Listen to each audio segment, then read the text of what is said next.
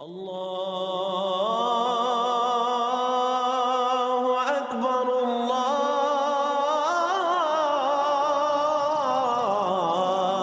أكبر اعوذ باللہ من الشیطان الرجیم بسم اللہ الرحمن الرحیم۔ فکر اقبال میں تمام ساتھیوں کو خوش آمدید کہتا ہوں۔ ایک ساتھی ہیں، انہوں نے سوال کیا ہے کہ پیر اور فقیر میں فرق کیا ہے؟ بہت بڑا فرق ہے، بظاہر نظر نہیں آتا، بظاہر دونوں ایک جیسے ہوتے ہیں، پیر بھی اور فقیر بھی، وہی سیم داڑھی، سیم نماز، سیم تلاوت، ہر چیز وہی ہے۔ پیر جو ہوتا ہے وہ ہر بندہ بن سکتا ہے، پیر آپ بھی بن سکتے ہیں، جو مرضی بن جائے پیر بن جائے، لیکن فقیر وہ بنتا ہے جس کو اللہ چاہتا ہے۔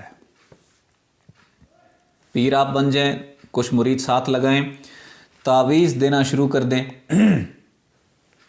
کچھ عامل لوگ بھی پیر بنے ہوئے ہیں، وہ عامل ہیں، فقیر نہیں ہیں، عملیات کرتے ہیں، پھونک مارنا، جنات کو حاضر کر دینا، جن نکال دینا، تعویذ دے دینا، دم کر دینا، شفا ہو جانا، یہ سارا کام عامل کا ہے۔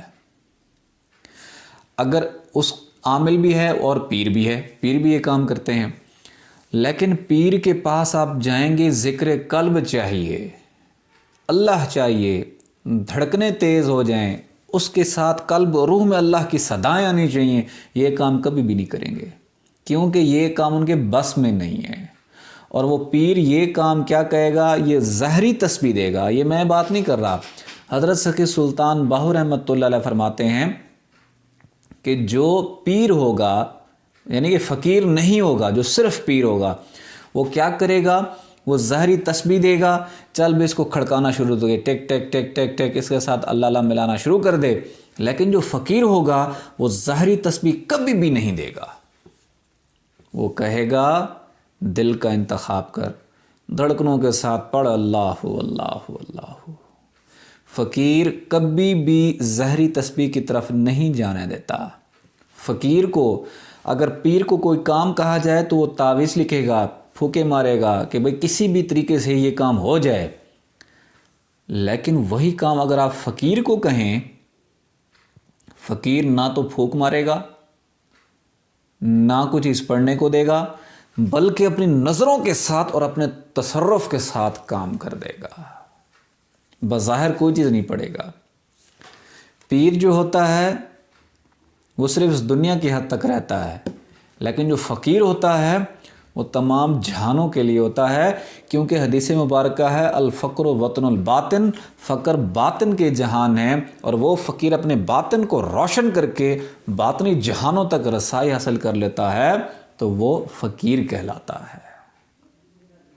فقیر باطن کی تربیت کرتا ہے، پیر ظاہر کی تربیت کرتا ہے۔ فقیر روحوں کو زندہ کر کے ان کی تربیت کرتا ہے، ان کو عبادت میں لگاتا ہے، پیر صرف جسمانی عبادت کرتا ہے۔ فقیر جسمانی عبادت کے ساتھ ساتھ باطنی عبادت، لطائف کی عبادت بھی کرتا ہے۔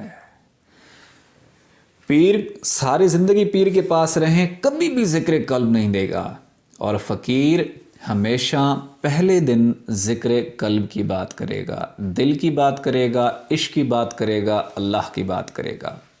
اگر آپ بھی فقر کے مقام سے واقف ہونا چاہتے ہیں، فقراء سے واقف ہونا چاہتے ہیں، فقیری سے واقف ہونا چاہتے ہیں، دل کا انتخاب کر لیں، اٹھتے بیٹھتے کھاتے پیتے چلتے سوتے لیٹتے دل کی دھڑکنوں کو محسوس کریں، ٹک ٹک کے ساتھ اللہ اللہ ملائیں۔